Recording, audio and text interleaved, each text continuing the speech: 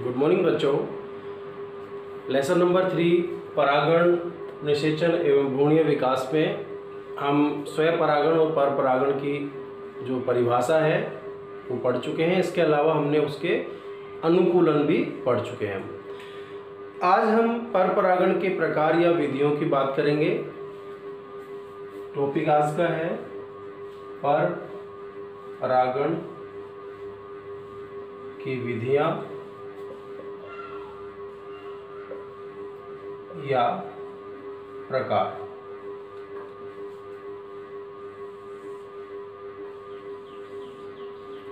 जैसा कि हम पहले ही बात कर चुके हैं कि पर परागण के लिए पराग कणों को एक पौधे से दूसरे पौधे पर जाने के लिए माध्यम की आवश्यकता होती है।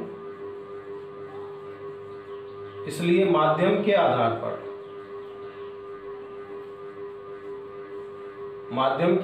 पर हम पर परागण के जो विधियां हैं या प्रकार हैं उनको इस प्रकार बांट सकते हैं। सबसे पहली जो विधि है वो है वायु परागण या एनिमोफिली।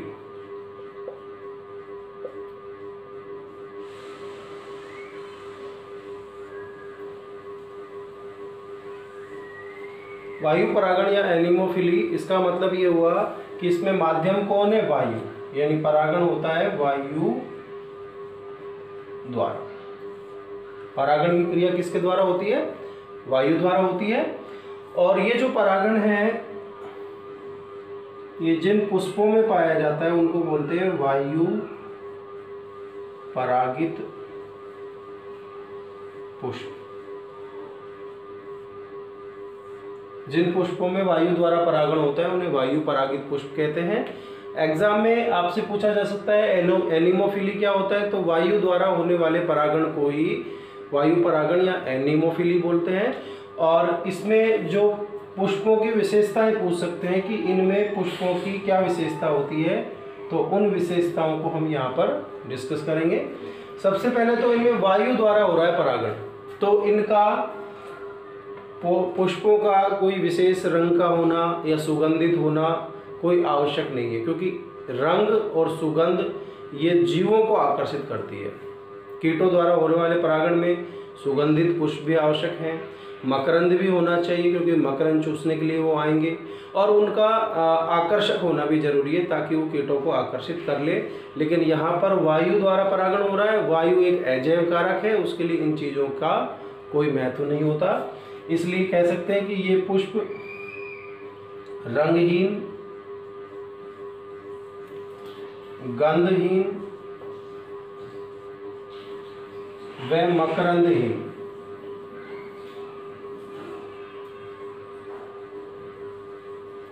हो सकते हैं। ये रंगहीन भी हो सकते हैं, गंधहीन भी और मकरंदहीन भी। इसका मतलब ये अनाकर्षक होते हैं, यानी आकर्षणहीन, यानी सबकी एक निचोड़ ले तो हम ले सकते हैं आकर्षणहीन होते हैं। ठीक है, रंगहीन है, गंधहीन है, मकरंदहीन है, यानी आकर्षकहीन जो पुष्प हैं उनमें भी वायु द्वारा परागण हो सकता है। ये तो हमने उनके पुष्पों की बाहरी लक्षण देख लिए। अब पुष्पों के जो अंदर पुंकेसर और स्त्री केसर होते हैं उनके अंदर क्या विशेषताएं होती हैं? इनके जो पुंकेसर हैं वो लंबे होने चाहिए। कैसे होने चाहिए? लंबे होंगे तो हवा में इनके परागकोश मुक्त रूप से दोलन करते रहेंगे और हवा के प्रेशर से, हवा के दबाव से फट जाते हैं और परागकण दूर तक जा सकते हैं। तो लंबे, और परागकोश इनके कैसे होने चाहिए? परागकोश मुक्त दोली, जो हवा में मुक्त रूप से दोलन करते रहें, ये इनके पुंकेसरों की विशेषता है। अब पुंकेसर में जो परागकण बनेंगे, परागकण कैसे होने चाहिए? जाहिर सी बात है कि परागकण सबसे पहले तो अधिक संख्या में बनने चाहिए, अधिक संख्या में, क्योंकि परागकण जब वायु द्वारा उड़ के जाएंगे तो उनके पहुंचने की, वर्तिकाग्र पर पहुंचने की संभावना इससे बढ़ जाएगी कि ज़्यादा संख्या में होंगे तो संभावना बढ़ जाएगी, कम संख्या में होंगे तो हो सकता है ना भी पहुंच पाएँ, इसलिए अधिक संख्या में होने चाहिए, यानी अधिक संख्या में उत्पन्न होते हैं ये। दूसरा, ये छोटे होने चाहिए ताकि आसानी से हवा इनको उड़ाकर ले जा सके। तीसरा, ये हल्के भी होने चाहिए, वायु इनको उड़ा सके, इसलिए छोटे और हल्के और शुष्क होने चाहिए। वही सारी चीज़ें उड़ाकर इनको ले जाना है तो ये शुष्क भी होने चाहिए। इसके अलावा ये जो परागकण हैं अधिक संख्या में, छोटे, हल्के व शुष्क होने चाहिए। ठीक है, तो ये इनकी हो गई परागकणों की विशेषता। अब हम देखना चाहें कि परागकण के बाद जो वर्तिकाग्र है, वर्तिकाग्र कैसे होनी चाहिए जिस पर परागकण पहुंचेंगे, तो वो वर्तिकाग्र होनी चाहिए चौड़ी होने से क्या फायदा मिलेगा कि ज़्यादा दूरी से भी वो परागकणों को ग्रहण कर लेगी, और चिपचिपी होनी चाहिए ताकि परागकण इन पर आसानी से चिपक सके, और रोमिल भी होनी चाहिए, यानी इन पर रोम होने चाहिए बड़े बड़े ताकि परागकणों को आसानी से ग्रहण कर सके। तो ये वर्तिकाग्र के अंदर कुछ विशेषताएं होनी आवश्यक है। अगर ये सारी विशेषताएं किसी पौधे में हैं तो वो पौधा, ये पुष्प वाला पौधा पर परागण, वायु द्वारा परागण करने के लिए अनुकूलित है। अब ये उदाहरण किस किस में ये मिल सकता है? उदाहरण के रूप में जैसे जितनी भी घास है, ठीक है, गेहूं है, बाजरा है आदि। हालांकि बाजरा में पक्षियों द्वारा भी परागण हो जाता है, लेकिन ज़्यादातर जो घास कुल के पौधे जो कि आकर्षणहीन पुष्पों वाले होते हैं उनमें हम देखते हैं कि वायु द्वारा परागण आसानी से हो सकता है। तो ये इसमें एनीमोफिली की परिभाषा पूछ सकते हैं। एनीमोफिली या वायु परागण मतलब वायु द्वारा होने वाला परागण, और इन पुष्पों को बोलते हैं वायु परागित पुष्प। घास कुल के पौधों में ये मिलता है। इनके पुष्प रंगहीन, मकरंदहीन और आकर्षणहीन होते हैं, गंधहीन भी होते हैं। पुंकेसर लंबे, परागकोश मुक्तदोली होते हैं। परागकण अधिक संख्या में, छोटे, हल्के व शुष्क होते हैं। वर्तिकाग्र चौड़ी, चिपचिपी व रोमिल होती है। तो ये हो गया पहला जो प्रकार वायु परागण यानी एनीमोफिली। दूसरा जो प्रकार है वो कहलाता है जल परागण या हाइड्रोफिली।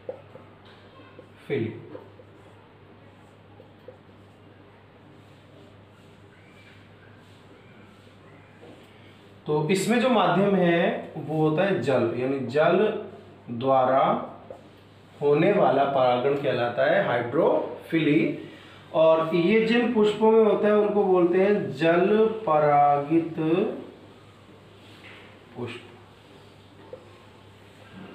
अच्छा, इनकी क्या विशेषताएं होती हैं इन पुष्पों की या इन पौधों की?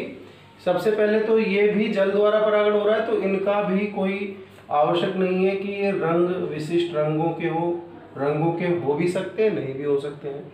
तो प्राय रंगहीन, गंधहीन व मकरंदहीन होते हैं। ठीक है, जरूरी नहीं है कि रंगहीन ही हो, कुछ रंगीन पुष्पों में भी जल द्वारा परागण हो सकता है, लेकिन अगर रंगहीन है तो भी जल द्वारा हो जाएगा, वरना अगर रंगहीन है तो कीटों द्वारा परागण नहीं होगा। ठीक है, तो ये इनकी विशेषता हो गई। इनके जो परागकण हैं उनकी विशेषता क्या होगी? वही अधिक संख्या में होनी चाहिए ये,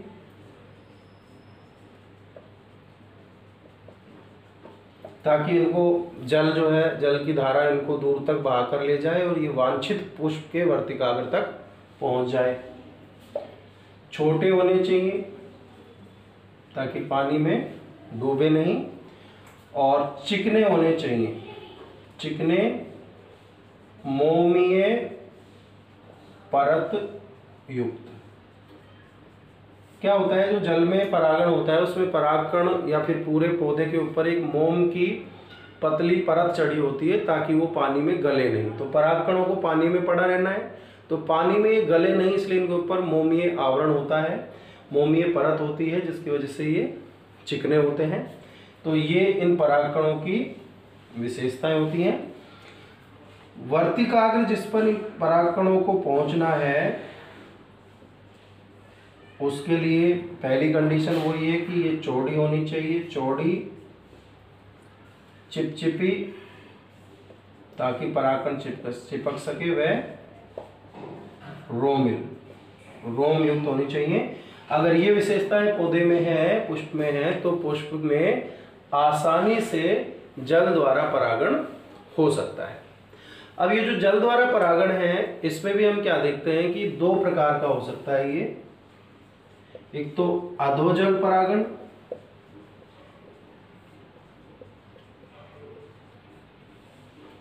और एक होता है अधिजल परागण।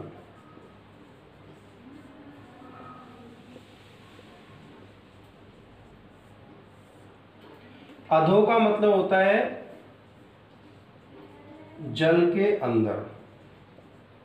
अगर परागण की क्रिया जल के अंदर होती है तो इसको क्या बोलेंगे? अधोजल परागण। और अगर जल की सतह पर होती है तो इसको बोलेंगे अधिजल परागण। तो जल के अंदर है तो क्या बोलेंगे? अधोजल परागण। और जल के सतह पर है तो क्या बोलेंगे? अधिजल परागण। तो जल के अंदर तो मिलती है सिरेटोफिलम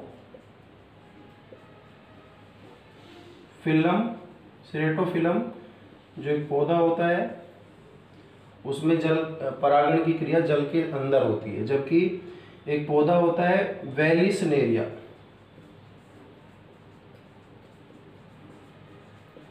इसमें परागण की क्रिया जल की सतह पर होती है। हालांकि ये पौधा तो जल के अंदर ही होता है, लेकिन जब परागकण आते हैं इसके समीप तो इसका जो स्त्री केसर है इसका वर्तिकाग्र ऊपर होकर जल की सतह पर आ जाता है।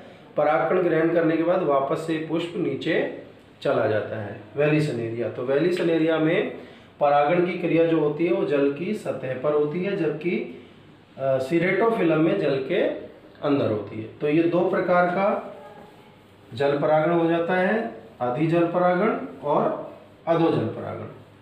तो ये जल परागण यानी हाइड्रोफिली मतलब जल के द्वारा होने वाला परागण, इन पुष्पों को जल परागित पुष्प कहते हैं।